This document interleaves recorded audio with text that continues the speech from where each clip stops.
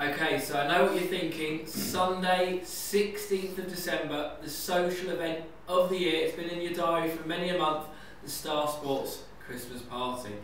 However, unfortunately, we have been outshadowed by, in my opinion, a far inferior event this year, and that is Sports Personality of the Year. And I'm joined here by the head of everything novel, everything special, everything odd, any market where you think there might be an angle, is one and only Lofty. Now Lofty, it's come to my attention that you've done quite, you had a bet in this year, and you've done well. You've got a finalist.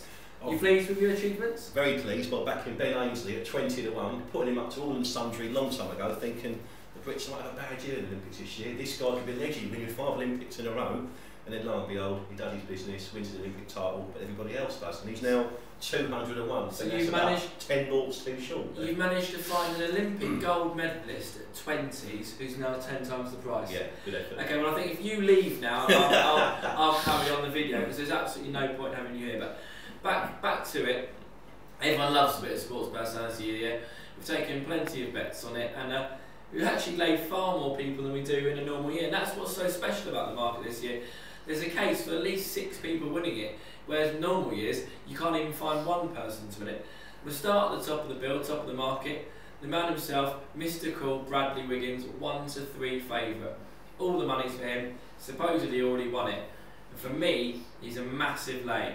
If he wins, fine. But at that price, I want to take as much out of him as 3 on as possible. Yourself? Yeah, I mean, it's interesting. They've all seemed to have shortened up. When people win their events, like they always do in this Sports Personality. I remember when Graham McDowell held the winning putt last year in the Ryder Cup, and it's been the same when Mo Farah won the 10,000 metres, when Andy Murray had the winning point against Djokovic in the US Open. They all go a lot shorter than what they are. And Wiggins is, it's a great feat what he's done with the Tour de France. I can always tell it's negative press, but I think, I don't know, 1 to 3. He's popular, Wiggins. He's a likeable sort of fellow, isn't he? Yeah. Far more so than Mr. Murray is, and Co. But for that reason alone. But why is it 1 to 3? Seb Coe's not in it, Lofty. No, true.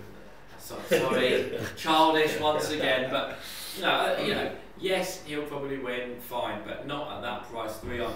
And for me, at the top of the piece of paper, at the top of the bill, it says Sports Personality of the Year, not Achievement of the Year, Personality of the Year. So we've already added a 0 onto Murray. He's up to 160, not 60. Mo Farah, everyone loves Mo Farah, the coolest man of the year. I mean, geez, 6 to 1. If you could bet each way, it'd be the greatest each way bet in the history of each way betting. So obviously you can't bet each way. But for me, I love Mo, and I think the general public do. I think this is what it's all about. It's a general public event. And there's only one bet I could possibly have in this, and that's Mo Farah at 6 to 1. Get it done, Mo. Simple. Yeah. That's who we want to win. We might as well touch on a couple of other people because they did achieve the odd thing this year.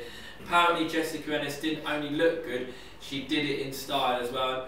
Fair play, Jess Ennis. And the interesting angle with Jess Ennis is, what with no women being in there last year, could be an overreaction from all the women. That's a good, interesting point. There's been women, I think the last 10 or 11 years, there's actually been a woman in the shortlist. There's been a woman in the top 3, including Ennis herself a couple of years ago, when I was guilty back in the Luge gold medalist, who name was so famous I can't remember her name now, but she wasn't in the top 3. I hated her. So if she's 8 to 1, Ennis, have we got a price for her to be in the top 3? In to be the top 3, Jess Ennis, you can back her at the rather unobscure price of 8 to 15. That's basically saying it's a match her or Andy Murray who's going to finish 3rd or 4th. Well, if we had I'm sure Murray's had a bit more of a bit more of an achievement in the US Open than winning the heptathlon for Jess Ennis. But it comes down to, did everyone buy into Murray's Oscar-winning performance on the Wimbledon court? He looks a bit more human, Murray. He was back to his old.